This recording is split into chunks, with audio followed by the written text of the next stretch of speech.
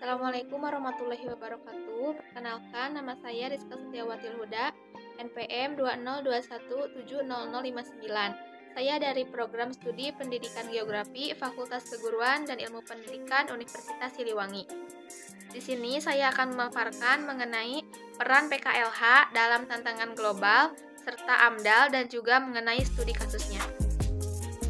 Pendidikan kependudukan dan lingkungan hidup adalah suatu pendidikan untuk membentuk dan juga membina peserta didik agar memiliki pengetahuan, kesadaran, sikap, dan juga tingkah laku yang rasional dan bertanggung jawab terhadap pengaruh pertumbuhan penduduk dan kondisi lingkungan hidup, serta juga pengaruh pada aspek kehidupan individu, keluarga, masyarakat, dan bangsanya. Adapun tujuan adanya PKLH ini diantaranya yaitu yang pertama, mengembangkan pengetahuan tentang konsep kependudukan dan lingkungan hidup. Kemudian yang kedua, mengembangkan kesadaran terhadap adanya masalah kependudukan dan lingkungan hidup. Yang ketiga, menumbuhkan kesadaran akan perlunya mengatasi masalah kependudukan dan lingkungan hidup.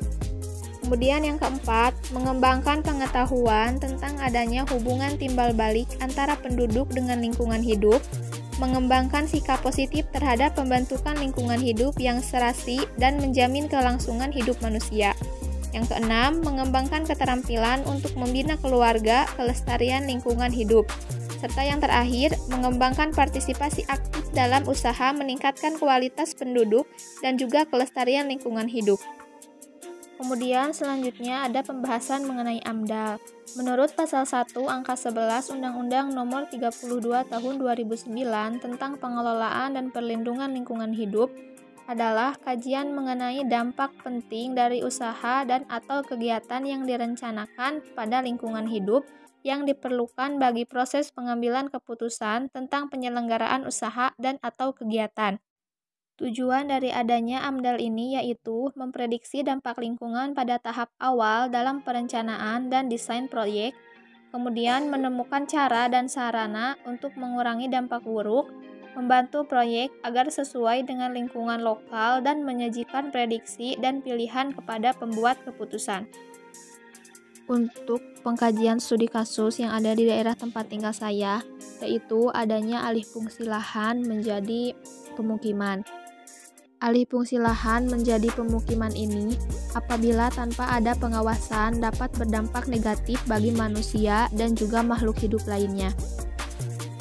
Alih fungsi lahan atau konversi lahan adalah perubahan fungsi sebagian atau seluruh kawasan lahan dari fungsinya semula atau yang seperti direncanakan menjadi fungsi lain yang membawa dampak negatif terhadap lingkungan dan potensi lahan itu sendiri.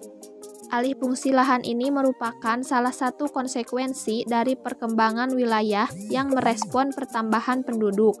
Hal ini pula tampak pada alih fungsi lahan sawah menjadi lahan permukiman perkotaan ataupun alih fungsi lahan seperti kebun menjadi pemukiman. Seperti yang terjadi di Desa Ciberem, Kecamatan Sukamantri, tepatnya di wilayah Situ Cibubuhan, yang mana yang dahulunya itu merupakan lahan seperti hutan kecil, namun sekarang karena kebutuhan maka sebagian lahan tersebut dijadikan perumahan dan dibangun perumahan di sana, yang mana secara tidak langsung pengalihan fungsi lahan tersebut mengakibatkan ekosistem yang ada pada daerah tersebut menjadi terganggu.